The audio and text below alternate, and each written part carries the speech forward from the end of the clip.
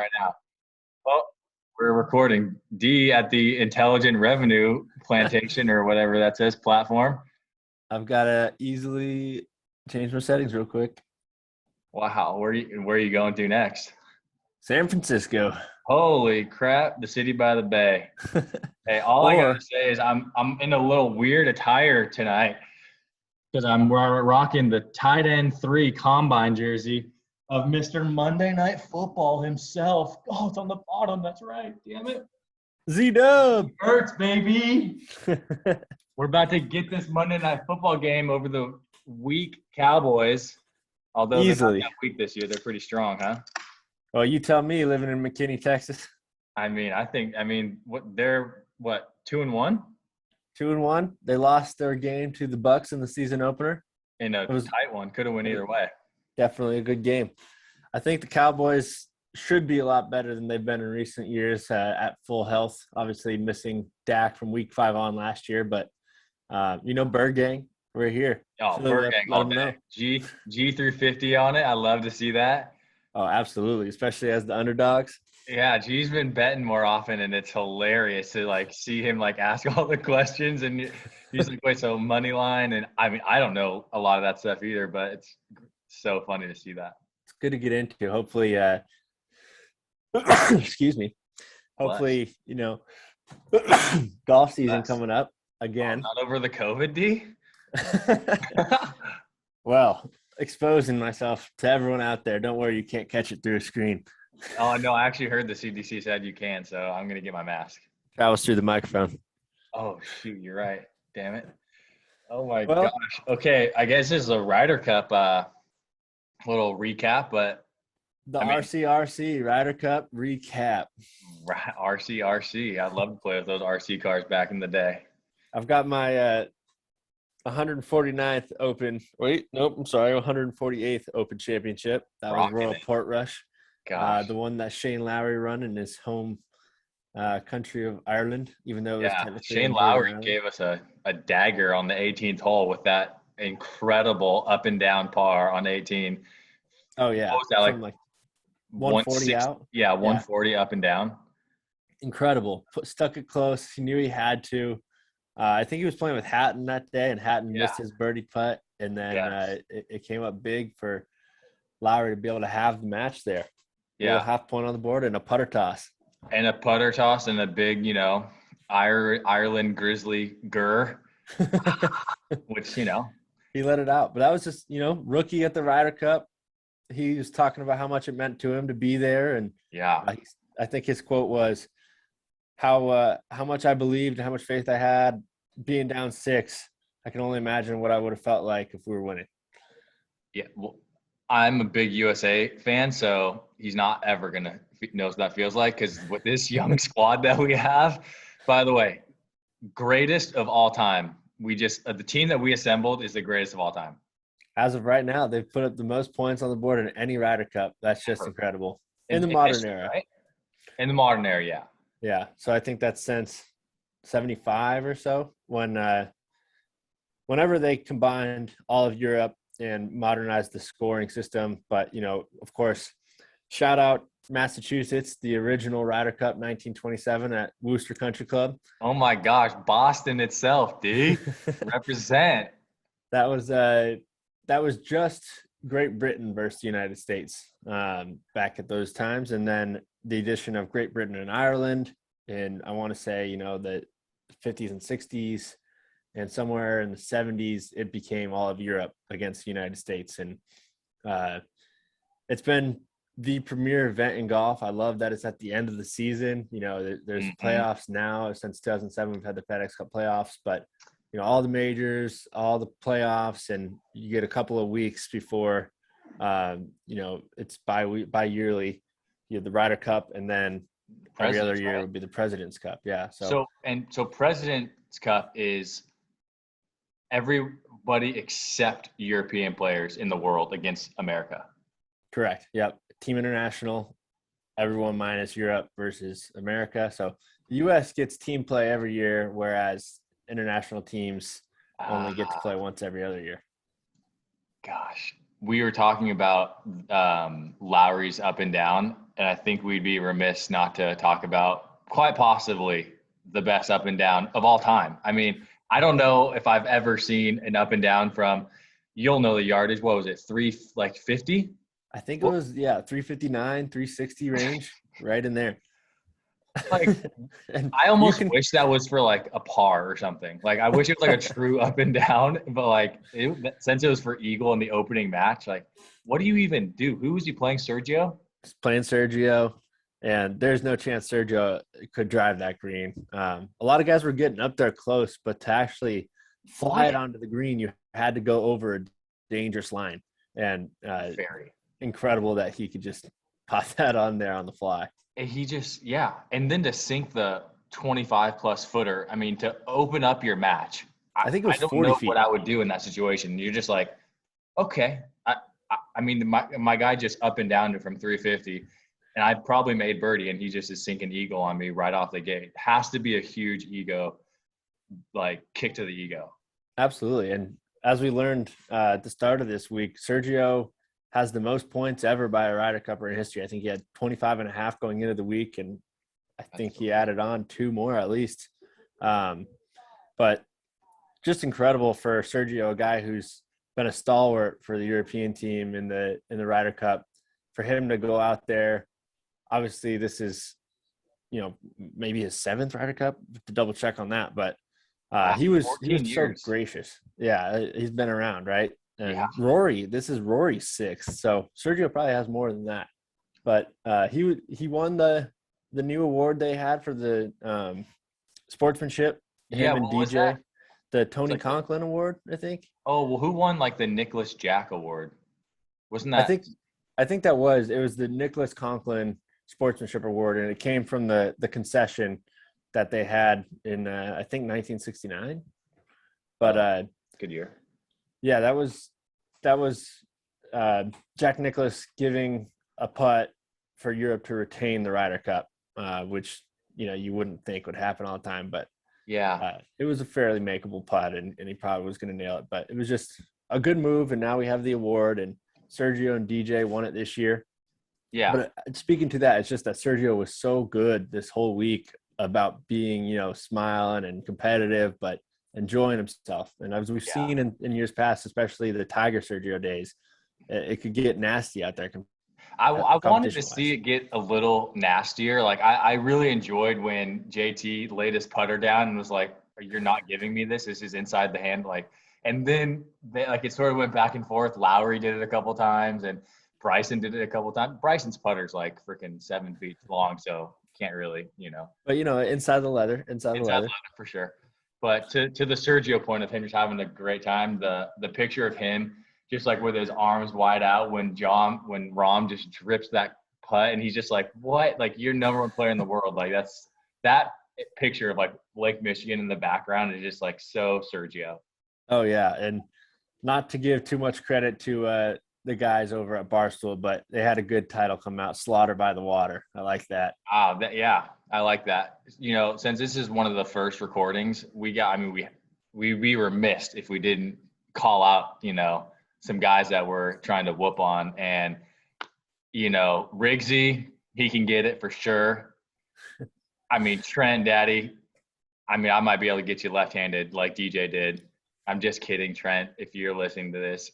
Frankie Borelli, you might be able to get me tee to the fringe, but you on the fringe, my brother, you need some Kisner help some more, dog. That chip in is funky still. And then Big Beefy, he's solid player. It'll be nice to battle. Is that Big Lurch? Yeah, Big Lurch. Yeah. Hey, foreplay guys, if you're ever interested, we've got 4 players. Would love to take you out. Maybe Scottsdale. I know Riggs has been spending a lot of time there. Love to take you out somewhere down there. Scottsdale native, pretty much indeed. The ASU grad. ASU played a lot of tournaments down there. A lot of good golf courses. I know Riggs has been on a bunch of them. I'd love to get out there with them anytime. Anytime. We'd be remiss if we didn't, throw in a little trash talk during this thing, because that's what we're about a little bit. A little competition never hurt anybody, huh? Why not throw it out there in the first recording? But let's get back to it. 19-9, dominant victory for the United States Ryder Cup team. This 2020 Ryder Cup played, of course, in 2021. Just Yeah. excited. I mean, literally, the next 15, 20 years could be impossible for these guys to lose. They're just all mid-20s to 30, and I don't see them going anywhere for a long, long time.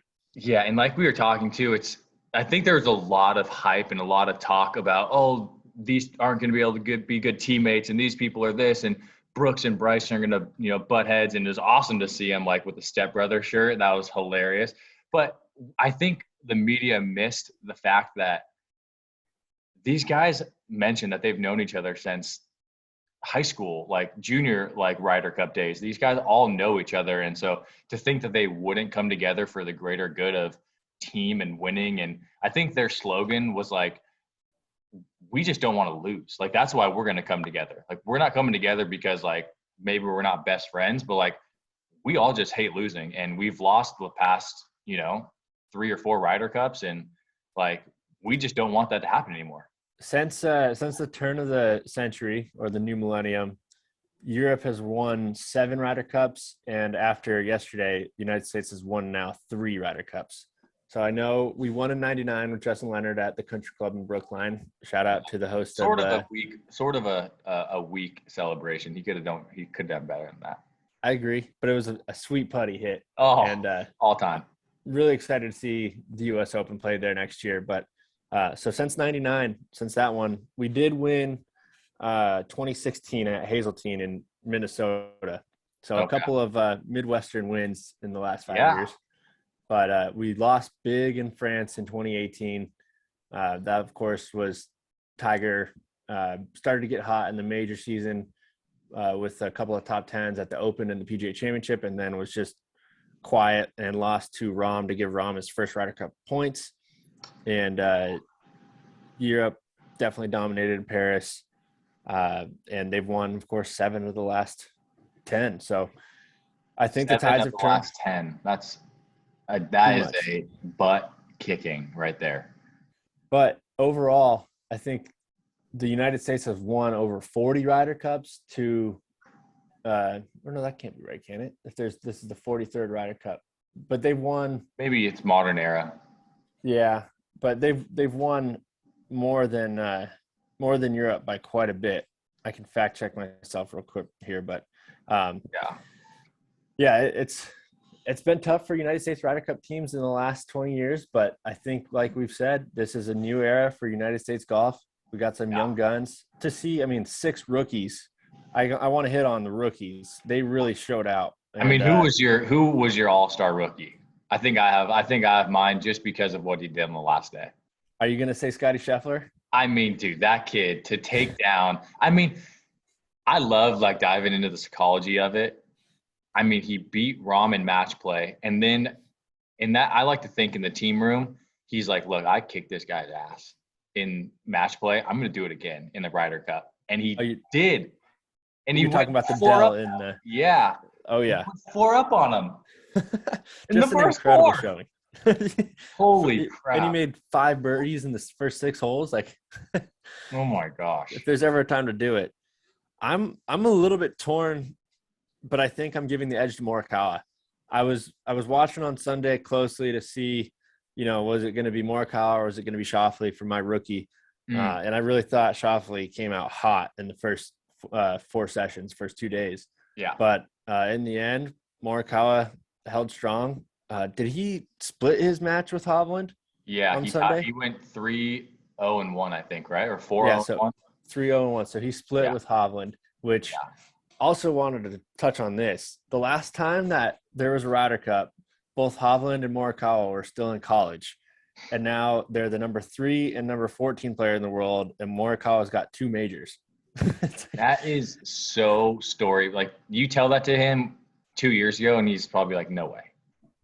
There's no way. I just can't believe it. The PGA Championship was one thing with no fans in San Francisco, a little bit weird, but he did play golf in the Bay Area. He's from California. He played at Cal. So I'm sure he's a little bit more used to – yep, go Bears. But I'm sure he's a little bit more used to that kind of a golf course at TPC Harding Park and got it done that week. Yeah. But to go out at the Open in his first trip overseas to play in an Open And in those like win that week. conditions too, to like really see it. Yeah. And it wasn't a typical Open. You know, it wasn't a lot of wind and rain. It was mostly sunny and nice. But either way, it's, you know, you got to hit shots in the right spots. You got to have some bounce and roll. Yeah. And he was able to capitalize for 4 days. And I loved that was part of this course. It wasn't your traditional, you know, although a lot of people said it was link style. I don't think it was super link style, but I love the fact that you had to hit shots away from the flag and then watch it feed. Like Morikawa was shot on the 17 on the singles day, and it hit off the green and it had a little draw to it. It trickled down, caught that slope, and went to 3 feet or something. It's just like, that is so fun to hit shots into spots and then watch it get 10 times better. And Brooks did the same thing to close out his match. He hit a beauty on 17, and I think they kind of figured that out. Yeah, also, that almost went in. Yeah, they were pretty close. I mean, Spieth also hit a really great one on 17 in his match. But what I loved was Colin on 16, the drivable par. No, I'm sorry. It was maybe like 13, but somewhere in the middle of the back. 16 was a par 5, but Colin drove the green, a nice little fade, and ended up around 8 feet this time left of the hole compared to 16 at TBC Harding Park. I was going to say very similar, huh? Very similar shot. Went on to make the eagle. Just coming up huge in clutch situations. You can't really teach clutch, and he has that factor. Oh, he's so stoic. Like he just is. Yeah, him and DJ make a impenetrable. Like you're not getting in those guys' heads. Nope, not this week. That's for sure. Definitely not this week. And DJ, I mean, the highlight of the celebration, he was just, I want that DJ forever. And I know that DJ is in there because of his past and what has gone through. And he's calm and collected himself, and maybe, you know, you call that mature. But I know that that's in there. And I know the funny DJ, that question that he got asked, like, DJ, I know you're the oldest on the Ryder Cup team, but do you think you can out-party these guys? And he goes, absolutely. Like, that is just – Next question. Yeah, next question. Oh, just has it's crazy to think. Oh, man, I want that DJ. I remember where I was when I found out that DJ was going to rehab and going to miss half the PGA season. Yeah. I was in the DR days. I was working at Dublin Ranch. No way. When I got that story. And obviously – I must have been at Canyon. Yeah. So it's been 8 years since that DJ was around, and he's still partying, and you'd love to see it. He's got a couple of kids now. His brother's on the bag for him. Oh, yeah. He's a different DJ, but he's still the same DJ. Yeah, he still has that in him when he wants it. I'm glad he's not, you know, diving into the other stuff as heavy as he was, but, you know, tossing a few back never hurt anybody. Nope, can still party. And I think all those boys had a great time last night. I know Justin Thomas posted that he had 5% recovery on his Whoop today. So as he should. Maybe not a lot of sleep, but a lot of fun times. I still think one of the coolest pictures is Xander walking with the big champagne bottle and the stogie in his hand, blowing out the smoke mid-stride. I sent that over to you, and I think we have it on our Instagram, 19th Fairway. But yeah. It is. That's an all-time picture. And as soon as you sent me that, I thought, what a year for this guy. I mean, he didn't win a major. I'm not recalling any actual PGA events that he won, but going back to the Masters, he was a dreadful 16th hole away from being right there to win it. Hideki going OB on that par 5, and then him in the sand on the right and getting up and down to tie it, and then him going into the water on 17. 16, yeah. So 15. 16, my bad. Hideki went over, and then Xander was tied going into 16 and just pulled the wrong club. I mean, he hit an 8-iron and could have, or maybe he hit a 9, but he could have been just a little bit more right and been safe, and took an aggressive line and just shortened the water. But, you know, since then, he's won the Olympics, gold medal in Tokyo, and then comes out and puts on a great show at the Ryder Cup as a rookie. And he deserved to celebrate the way he did yesterday. 100%. And let me ask you this. Do you win the Masters and take away your gold medal or a Ryder Cup victory, or do you lose the Masters, T second or whatever he was, and you know, get the gold medal and, you know, here's the thing. Ryder Cup. you can't guarantee that you'll ever play in Olympics again. Yeah. He's Let going to alone be win one, because you have to qualify and be fourth, United States player, right? Yep, top 4 United States player, unless someone like DJ bows out. But he's going to play in more Masters, and it might be the unpopular thing to say because you win a green jacket and you're in the Masters Champions Club for life. Mm-hmm. A lifetime exemption at Augusta is tough to beat in the golf world. We all know that. Of course. But I consider myself a patriot, and to win a gold medal for your country is up there with all of sports, right? It's not just golf. It's the sporting world. You're an Olympic gold medalist. You are gold a medalist. Michael Phelps. You are a Usain Bolt. You are immortalized.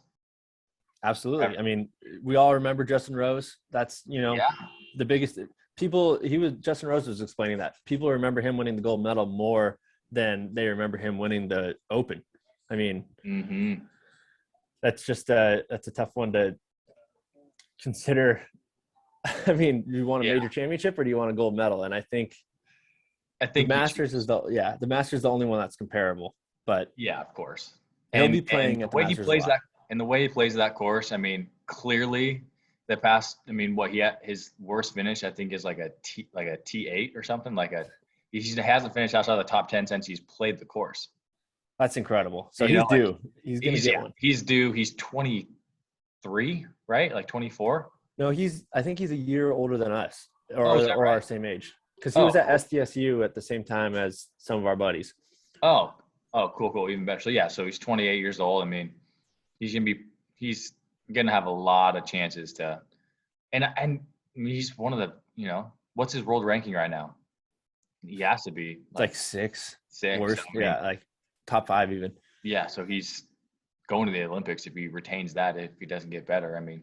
It's just the fact that you have 4 more Masters to play in before you go back to the Olympics. Yeah, right. It's 4 exactly. That's a great way to put it. So I mean, for my money, I think he'll win one in the next 4 years, and then he'll be able to claim both forever. Yeah. Gosh, man, he has such a bright future. Any other like major topics I would need to cover? I'm trying to think. I mean, we should talk about how Rory.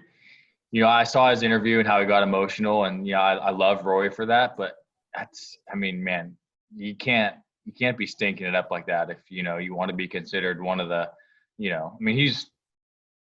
was Rory McIlroy. Like he like that KD comment, like who I am, I'm Kevin Durant. Like he was Rory McIlroy, like absolutely. But he's sort of not that anymore. Like he showed it a little bit on the last day. He birdied I think like 4 of the first 5 holes. Like he has that.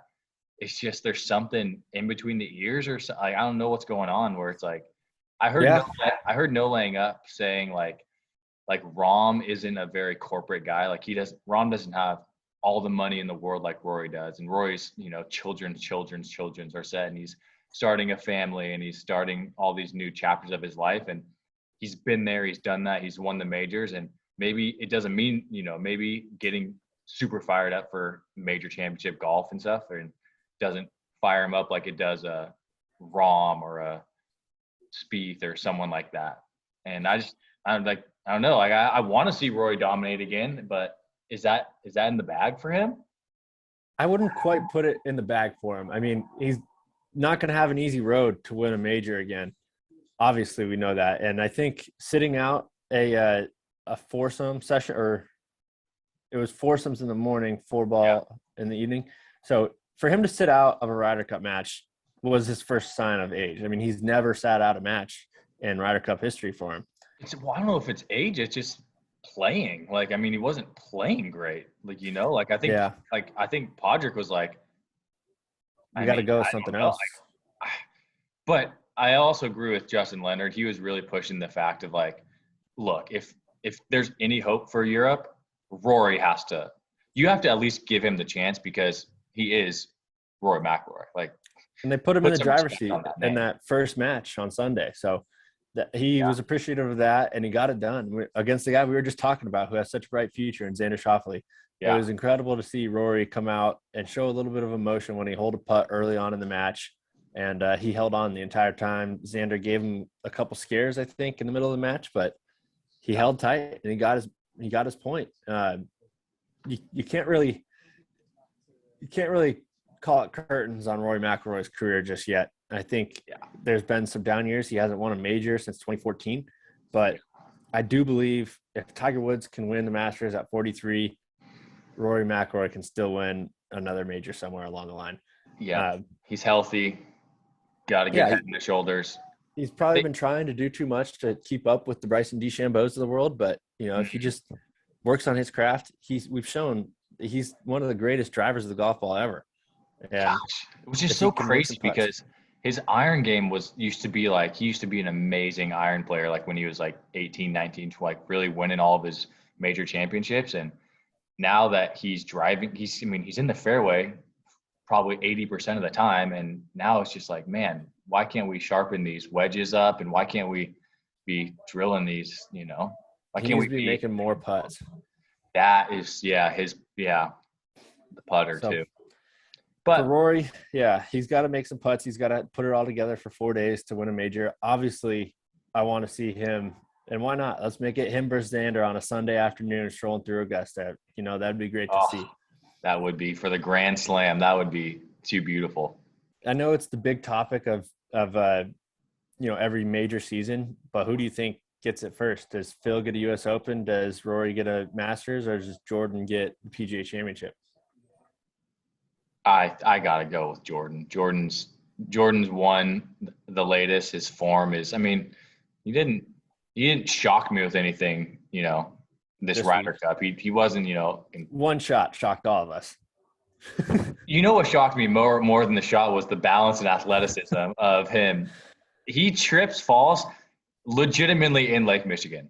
Oh yeah, like calling for a new pair of everything. Tears his knee to shreds, but anything could have happened there, and he somehow put it to 6 feet. And JT, you got to make that putt, dude. At least give us a chance. Make that putt. But I'll give credit to. I can't even get upset because Rahm was probably going to make, or Rahm had the lag putt, so Sergio was probably going to make that putt. Yeah, and that was the end of the match. But JT came out and was drilling putts the entire rest of the Ryder Cup. Yeah, JT's fire is so refreshing. I love it. I want every U.S. player, maybe that's just because how I am, but I want everyone to be just, come on. Like, just everyone get up. Yes, exactly. The little stink face, that was sweet. I loved that. Yes. And this intensity is just so good to see. I saw a little bit of the highlight earlier, and I wanted to bring this up. On the 8th hole, he holed a putt that moved like a banana peel from right to left, and he was maybe a good 4 or 5 feet off the green in the fringe, and hold that to go up 3 up through 8 holes. Oh. And that was just the solidifier for me. Only through 8, but he went up 3 there, and it was just a nasty putt to make from off the green. Oh, gosh, there were a couple like really like, wow, I cannot believe that went in. And Rahm had like half of them. I know. John Rahm, dude, is I don't know how. I love Scotty Scheffler, and he must have just steel cojones because John Rahm is an intimidating man. Like, oh, absolutely. Yes, right. His game is intimidating right now. And just in general, like the dude's a big dude. He's serious. He has that beard that is just a Spaniard, just thick beard. And he's just like, I'm trying to win. And I think he said something like along the lines before. He's like, I don't need to be nice. Like, I'm not here to be nice. I'm just trying to win, like type thing. And gosh, he is just, number 1 player in the world with an attitude is not easy to overcome. I look at John Rahm, and I don't expect him just off of first sight. I don't expect him to be such a great putter.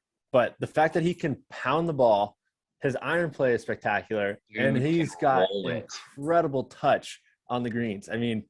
Some of the putts he hits. Let's talk about the BMW Championship last year that he beat DJ in the playoff. Olympia Fields, that was an incredible putt that he made. Dude, or at championship. Pebble.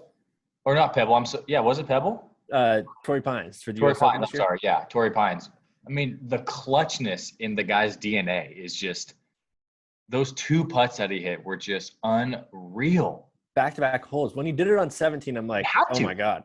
He absolutely had to do it. Yeah, he doesn't win if he doesn't make both those putts. And the one on 17 was a little bit longer, and you're kind of like, are you serious? And then he gets to 18, and he has to make this putt. Knows it too. And he's not really in a great, position. I mean, that's a tough putt, dude. Behind the hole, quick, right? Yeah. Oh, 18 feet, down the hill, slippery, and just cans it. Just wins it.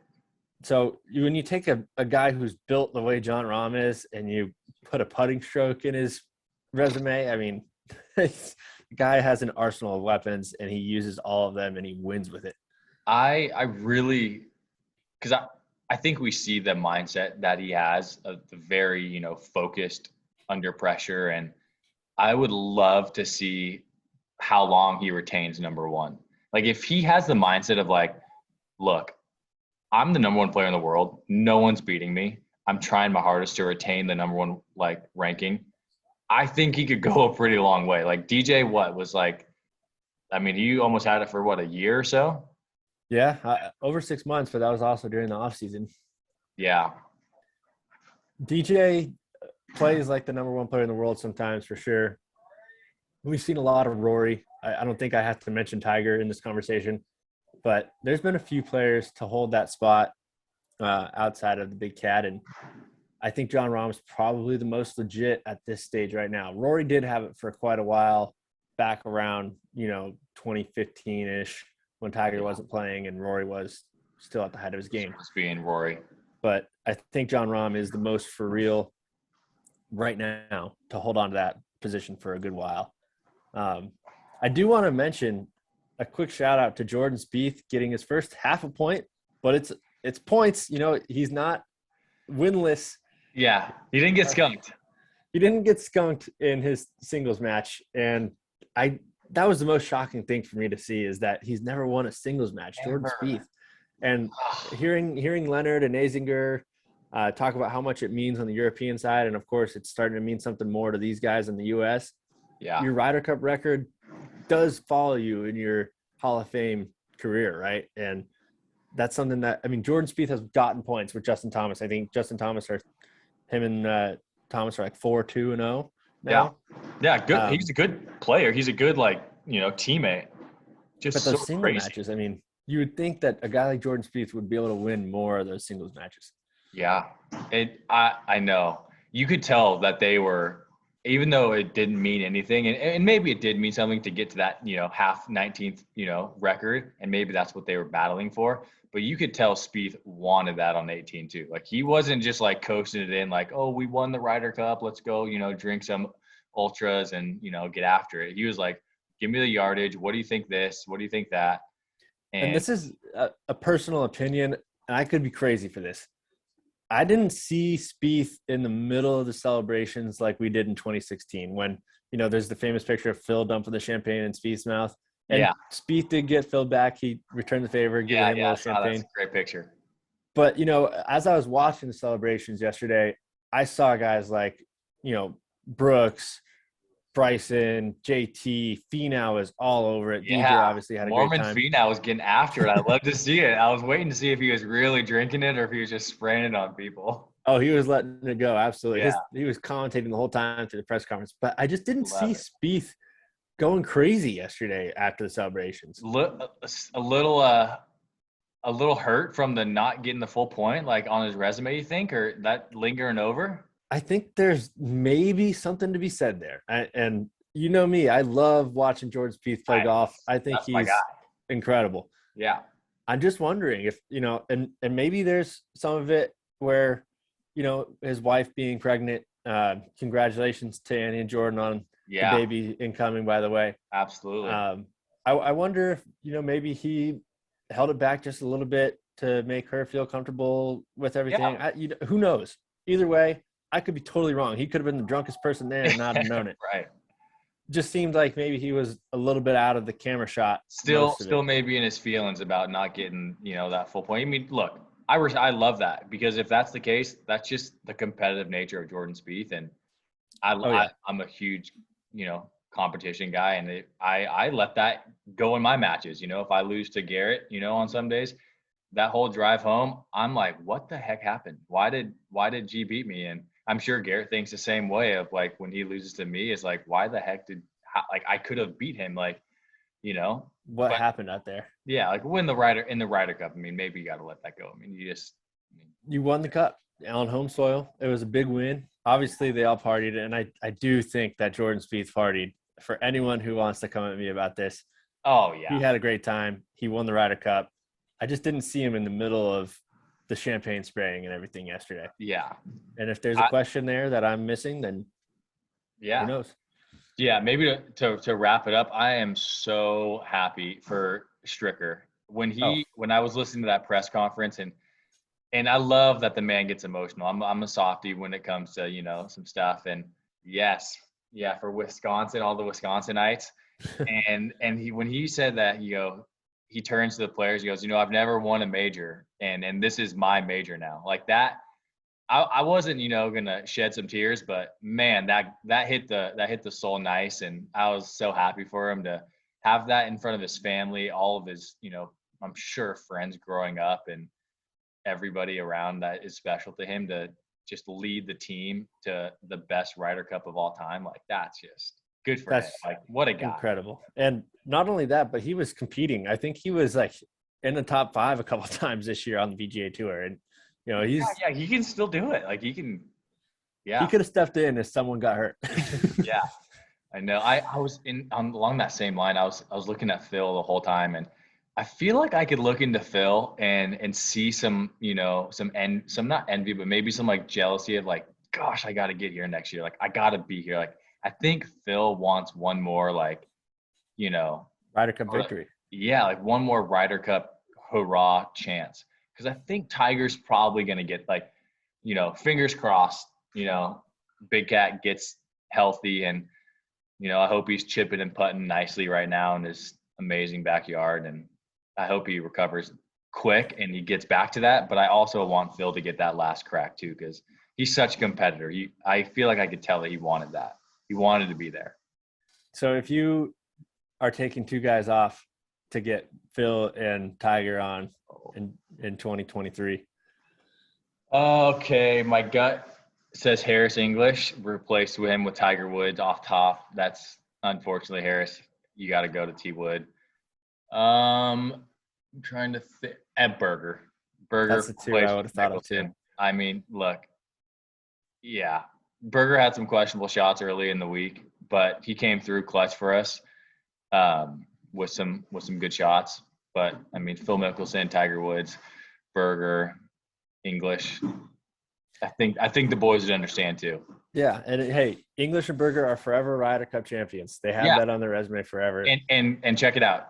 You guys can sit out, a year and be on the President's Cup next year. I'm just trying to see T Woods and Mickelson one last time, and you boys are on the next round, And end of the day, if they earn it, they earn it. Yeah, absolutely. And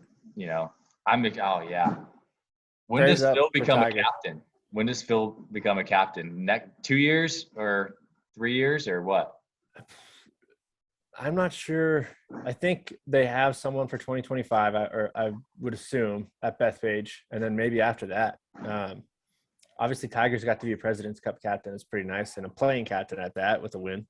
Awesome. Playing captain is so cool. Oh man, that was so cool. Yes, but we'll see. I mean, it's a great question to see when Phil Mickelson will be the captain, because he will be. So will Tiger. 100%. I just hope that they can get one more as players in for their sake. Yeah. But yeah, I mean, overall, a great Ryder Cup. So happy for Captain Strick, and we'd be remiss not to mention the hug, the infamous hug, maybe the famous hug. Step brothers, Bryson DeChambeau and Brooks Koepka. Coming together for the greater good, and I cannot wait to see what they do in the future, because we got a little hint from Bryson early in the week saying we're good, and we may see something in the future, working together. I'm anticipating a Phil Tiger pay-per-view match scenario, maybe something along the lines of that. Something along the lines of one of those Capital One, the match. Yeah. And you know what? PGA, USGA, anyone, throw them together. Oh, Let them play together for 2 days and just let them chirp at each other because they're going to. Brooks is going to chirp them up. I know it. We all want to see it. They're going to be okay with it at this point. Let's make it happen. Come on. What are we waiting for? They're friends, okay? Push comes to shove. They don't hate each other like we thought they did. They're champions together. They've hugged it out. They've won. They've bonded. They're okay. Pair them together, USGA, all right? I just loved every bit of that, Mr. Joe. That was a great Ryder Cup, great celebration yesterday. 100%. DJ, JT, all the way down the line. It's just everyone did their part. U.S. got it done. Europe had a fun team. I think they alluded to some great times that they had in their team room. Yeah, and they did, and they combined. I saw that Rory and some other people in like the U.S. area and partied up with them, which is just cool. Yeah, and at the end of the day, it's the culmination of an entire season that they all played together every week. I mean, these guys were out there for 20 plus weeks all together, and why not party together at the end of it all? Yeah, at the end of the day, it's golf. Take it on the chest, took an L, but we can all hang out together. And I mean, we, like you said, we're hanging out with each other 20 weeks in a row, so might as well drink beer together too. Absolutely. And we got some time before the big dogs will be back out on tour, but we'll be making sure to keep up with any news on this podcast that's yet to be named. But yes, it's the start of something, and we've got a lot more coming.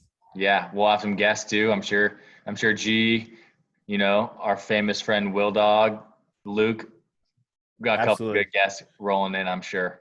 We'll have them on here. We'll try to get anyone else that seems to fit the build, and we'll make something good out of it. Well, thanks for listening, and go Team USA. Go Team USA and go Birds tonight, baby. Monday Night Football. Absolutely. Bird gang. All right, we're out.